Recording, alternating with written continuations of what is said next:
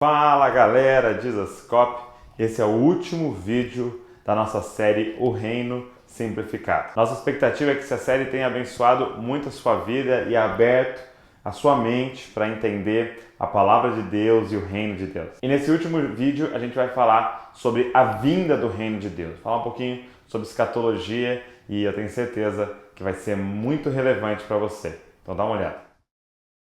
Então, uma coisa que ficou bem clara pra gente é esse aspecto do reino de ser presente e ser vindouro. Então, eu queria que a gente falasse um pouquinho nesse último vídeo, sobre a vinda do reino de Deus. Quando vai ser, como é que vai acontecer, quais são os sinais, como é que funciona essa questão do reino vindouro? Ok, então de fato essa é a bendita esperança que Paulo escreve. De sermos semelhantes ao Senhor na vinda do seu reino. Então as escrituras têm uma gama muito grande de informações sobre o que os profetas falavam deste dia, daquele dia, sobre o que eles chamavam de o dia do Senhor e sobre toda a mensagem que Jesus e também os apóstolos da nova aliança carregaram.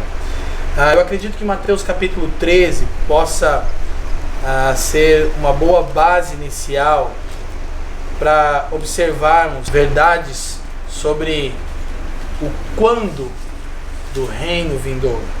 Verso 24 diz o seguinte: propôs-lhe esta outra parábola, dizendo: o reino dos céus é semelhante ao homem que semeia boa semente no seu campo.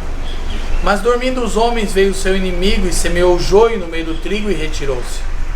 E quando a erva cresceu e frutificou, apareceu também o joio. E os servos do pai de família, indo ter com ele, disseram-lhe: Senhor, não semeaste tu no teu campo boa semente? Por que tem então joio? E ele lhes disse: o inimigo é quem fez isso. E os servos lhe disseram: queres, pois, que vamos arrancá-lo? Ele, porém, lhes disse: não, para que ao colher o joio, não arranqueis também o trigo com ele. Deixai, pois, que ambos cresçam juntos até a ceifa, e por ocasião da colheita, direi aos ceifeiros: colhei primeiro o joio, e atai-o em molhos para o queimar, mas o trigo ajuntai para o meu celeiro. Então, essa parábola, ela é uma das tantas parábolas que agora já está falando sobre o reino de Deus da perspectiva consumado. E é interessante que ela é sempre mal interpretada, Douglas, porque nós costumamos dizer que o joio é aquele irmãozinho mais ou menos, né? O joio é o cara que meio fraco na fé, aquele crente meio... E as escrituras de fato deixam muito claro como é e qual será o período, a característica desse tempo da vinda do reino. Porque logo adiante, então o Senhor explica a parábola para os discípulos no verso 36. Diz: e tendo despedido a multidão, foi Yeshua para casa, e chegaram a ele os seus discípulos, dizendo: explica-nos a parábola do joio do campo. E essa é a atitude dos discípulos. Eles sempre estão perseguindo uma compreensão mais clara. E ele respondendo disse-lhes: o que semeia a boa semente é o filho do homem. O campo é o mundo, ou seja, o campo não é a igreja, onde tem o crente mais ou menos. O campo é o mundo. A boa semente são os filhos do reino, e o joio são os filhos do maligno. O inimigo que semeou é o diabo. A ceifa é a consumação do século, desse tempo, dessa atual era, segundo estamos falando. E o ceifeiro são os anjos. Então, ele segue dando alguns decretos, mas deixa muito claro para nós qual será uma das principais características do fim dos tempos, da consumação deste século e da vinda do reino de Deus. É quando joio e trigo alcançarem a sua plenitude, Douglas. Então, sem dúvida, os profetas falavam de um dia de escuridão e de trevas, que era esse momento. Então, a característica desse dia, que fala de um período de tempo, o dia do Senhor, é onde o joio, a maldade, vai alcançar a sua plenitude. As coisas vão ficar piores. Num aspecto, sim, porque não somos fatalistas. Sim. Então, num aspecto, as coisas vão ficar piores. Num outro aspecto, elas vão melhorar e vão progredir. Porque o trigo também vai crescer. Exatamente. Então o decreto do Senhor da seara foi: deixai, pois, que ambos cresçam juntos. Então a nossa questão não deve ser quanto ao aumento da maldade, mas sim com o aumento da justiça. Sim. Nós é que temos que maturar, nós é que temos que exceder em justiça, nós é que temos que crescer em retidão, nós como igreja que temos que nos desenvolver. Então é a maturidade da igreja num aspecto que vai atrair esse dia, que outrora já tem sido determinado pelo Senhor, evidentemente. A gente não pode desanimar com o aumento da maldade, porque na verdade o aumento da maldade é uma evidência que o reino está vindo. Uau. E se não fosse o Senhor a ter falado isso, Douglas, nossos amigos nos criticariam, mas foi Ele que, quando falou sobre o aumento de guerras e rumores de guerras, Ele disse que era necessário, era mister que isso acontecesse. Porque isso também está relacionado com as dores de parto que Ele usa no seu sermão profético. Mas uma coisa interessante é que Joel capítulo 2, verso 11, Joel falando sobre esse dia da vinda gloriosa deste reino, ele diz que o dia do Senhor se aproximava e que era um dia grande e terrível. Então, o dia do Senhor, ele é bidimensional, ou seja, ele é grande num aspecto, olhando de uma ótica, mas de outro aspecto, de outra ótica, ele é terrível. Ele é grande para o seu povo, para aqueles que estão prontos e preparados para o trigo, mas ele é terrível para os filhos da desobediência, para o joio. Então, de fato, haverá um juízo escatológico no final desta era, trazendo o reino de Deus de forma literal, visível, física, concreta. Então, nós percebemos essas características do dia do Senhor, e quando olhamos, por exemplo, para Mateus 24, nós podemos ver aqui, obviamente não iremos ver todo o texto, mas depois aqueles que estão nos acompanhando nessa série podem olhar com mais detalhes o texto. Mateus 24 é o sermão profético. Ele está estruturado da seguinte forma: os primeiros acontecimentos que sinalizam a vinda do reino, ele chama de princípio das dores. A segunda parte, a grande tribulação. E a terceira e última parte, a vinda do Filho do Homem no seu reino. Então vamos ver só o verso 29 em diante. E logo depois da aflição daqueles dias, o sol escurecerá e a lua não dará sua luz. Está de acordo com o que os profetas profetizavam. E as estrelas cairão do céu e as potências dos céus serão abaladas. Então você pode me perguntar, o que isso quer dizer? Que as estrelas cairão do céu e que o sol não dará a sua luz. São profecias literais, são juízos escatológicos de Deus para julgar todo o império do anticristo, que agora não é o centro do nosso assunto, mas são os juízos de Deus. Então, diz o verso 30, então, somente após esses sinais, aparecerá no céu o sinal do Filho do Homem, e todas as tribos da terra se lamentarão, e verão o Filho do Homem vindo sobre as nuvens do céu, com poder e grande glória. E ele enviará os seus anjos com um rijo clamor de trombeta, os quais ajuntarão os seus escolhidos desde os quatro ventos, de uma extremidade à outra dos céus. E aí ele passa a falar sobre a parábola da figueira, que é uma menção a Israel. Então, princípio das dores, grande tribulação, a vinda do Filho do Homem do seu reino. Em Mateus 24 ele fala do sinal das nações, ele fala do sinal dos tempos, das estações, usando a parábola da figueira, e ele fala dos tipos de pessoas, quando entra a partir do verso 36, falando sobre os dias de Noé. Então, de fato, isso para nós é muito importante, porque nós temos os sinais que ocorrem nas nações, nós temos os sinais dos tempos, que também falam desse gemido da criação, de acordo com Romanos capítulo 8, e fala do tipo de pessoas que haverá no tempo do fim. E ele menciona Noé como um protótipo do tipo de homem que ele espera. curiosamente, Noé é chamado de justo, de tzedakim, de alguém que teve um nível de justiça, e quando nós excedemos em justiça, nós permitimos que tudo que está abaixo desse nível de justiça seja julgado, receba Era um trigo juízo. já maduro. Exatamente. Então Deus pôde julgar o mundo da época, como diz Pedro mencionando, a partir do estilo de vida do justo homem Noé. Uau. E Noé tem uma mensagem para nós sobre a vinda do Filho do Homem no seu reino. De fato ela é extensa, mas uma das coisas principais que nós vemos em Noé não é se prepararmos para sair daqui, de acordo com o que cremos, o nosso pensamento a partir da interpretação das Escrituras. Não é que nós sairemos daqui, como já temos falado, mas é construir uma estrutura capaz de suportar o que está por vir. Os juízos escatológicos. Então, de fato, Noé é fantástico, porque Noé não teve a grande missão como construir a arca. A arca era a estrutura capaz de suportar o que estava por vir. Mas a grande missão de Noé foi entrar numa nova realidade, foi reconstruir o mundo.